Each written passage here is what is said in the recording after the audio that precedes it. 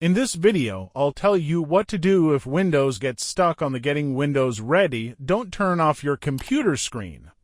Don't forget to subscribe to this channel and leave a like under this video. This problem happens when your PC stays on this blue preparation screen for a really long time and does not seem to move forward.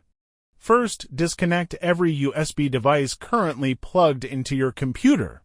Before continuing, double-check that there are no USB devices left connected.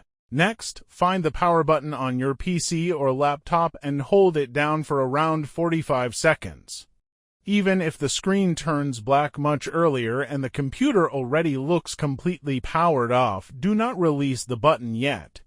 Keep holding it for the full 45 seconds. Once that time has passed, let go of the power button, but do not turn the computer back on immediately.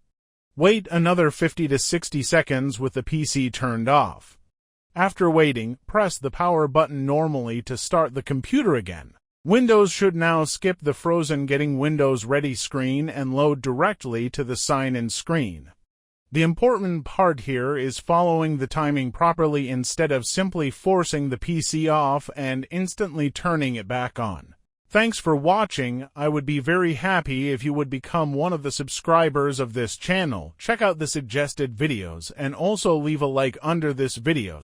See you soon.